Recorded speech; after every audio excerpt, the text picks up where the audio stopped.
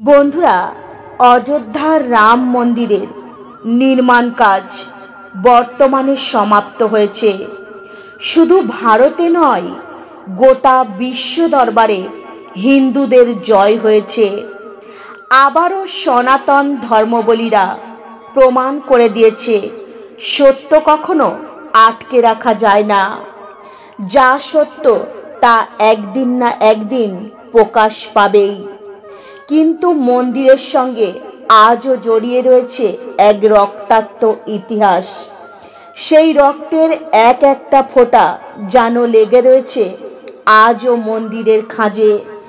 বন্ধুরা, আপনি যদি সত্যই একজন সনাতনী হন, তাহলে অন্তর থেকে একবার হলেও কমেন্ট করবেন জয় শ্রীরাম। বন্ধুরা, 22শে জানুয়ারি 2024 প্রাণ প্রতিষ্ঠা হবে অযোধ্যার রাম মন্দিরে। সমস্ত অযোধ্যা সেজে উঠবে এক নতুন সাজে। বন্ধুরা, এই দিন যদি ভগবান শ্রীরামচন্দ্রের নাম স্মরণ করে এই সহজ সরল উপায়টি করতে পারেন, তো ভগবান শ্রীরামচন্দ্রের আশীর্বাদে আপনাদের জীবন থেকে আর্থিক সমস্যা এবং সমস্ত রকম দুঃখ কষ্ট জ্বালা যন্ত্রণা দূর হবে। বন্ধুরা, কলিযুগের অন্যতম শক্তিশালী দেবতা হলেন হনুমানজি। মনে করা হয় তিনি হলেন ভগবান শিবের অংশ। ভগবান শ্রীরামচন্দ্রের আদেশে হনুমানজি যে কোনো অসম্ভবকে সম্ভব করে তুলতে পারে। হনুমানজি খুব তাড়াতাড়ি প্রসন্ন হন। শুধু দরকার ভক্তের বিশ্বাস ও ভক্তি। যদি কোনো ভক্ত বিশ্বাস রেখে ভক্তি ভরে ভগবানের পূজা পাঠ করতে পারে, তো অবশ্যই কিন্তু ফল পাবেন। যদি কোনো উপায় করেন ভক্তি রেখে বিশ্বাস করে, তো সেই উপায়ের ফলও কিন্তু আপনারা হাতে নাতে পাবেন। বন্ধুরা, হিন্দু ধর্মে হনুমানজির অনেক মাহাত্ম্য রয়েছে। মনে করা হয় হনুমানজির পূজা পাঠের মাধ্যমে সমস্ত কষ্ট দূর করা সম্ভব। ধার্মিক মান্যতা অনুসারে মনে করা হয় ভগবান শ্রীরামচন্দ্রের আজ্ঞা অনুসারে আজও হনুমানজি ভক্তদের রক্ষা এবং কল্যাণ করার জন্য এই পৃথিবীতে বাস করেন। তাই বিশ্বাস করা হয় শুধুমাত্র হনুমানজির পূজা করে, তাকে প্রসন্ন করে জাগতিক যে কোনো সম্ভব অসম্ভব কাজকে আপনারা সম্ভব করতে পারবেন। বন্ধুরা, এই 22শে জানুয়ারি রাম মন্দির প্রতিষ্ঠার দিন আপনারা যদি এই সহজ সরল টোটকাটি করতে পারেন, তো আপনাদের আর্থিক উন্নতি হবেই হবে। অর্থ আসার পথ আপনাদের সামনে চতুর্দিক থেকে খুলে যাবে। আপনারা যে কাজ শুরু করবেন সেই কাজে সফলতা অর্জন করতে পারবেন।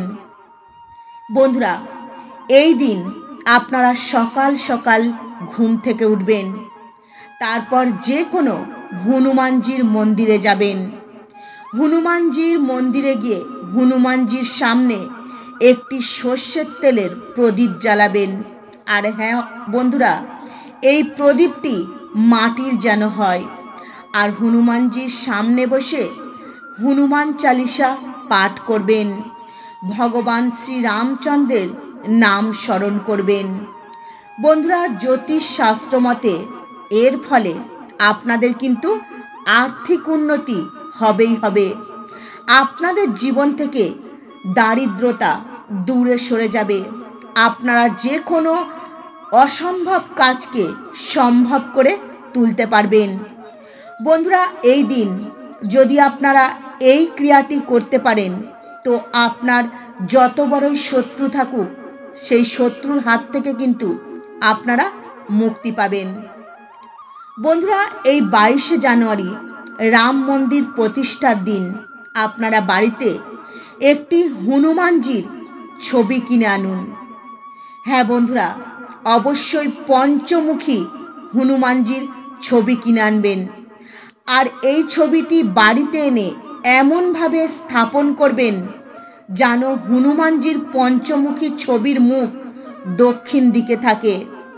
তারপর বন্ধুরা ধূপ প্রদীপ জ্বালাবেন, কর্পূর দিয়ে হনুমানজির আরতি করবেন, প্রার্থনা করবেন। এতে আপনার শত্রু শান্ত হয়ে যাবে। আপনার শত্রু আপনার কখনো ক্ষতি করার চেষ্টা করবে না, সে আপনার দিকে তাকাতেও ভয় পাবে। বন্ধুরা হনুমানজির মন্দিরে যাবেন, এই দিন গিয়ে নিষ্ঠা ভক্তি সহকারে হনুমানজির পূজা পাঠ করবেন। হনুমানজিকে মিষ্টি পান অর্পণ করবেন।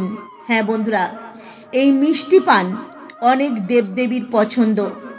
তবে এই মিষ্টি পান আপনারা যদি হনুমানজিকে অর্পণ করতে পারেন তো হনুমানজি কিন্তু খুব তাড়াতাড়ি আপনাদের ওপর প্রসন্ন হয়ে যাবেন এবং আপনাদের জীবনে আসা সমস্ত বাধা বিঘ্ন হনুমানজি স্বয়ং হরণ করে নেবেন।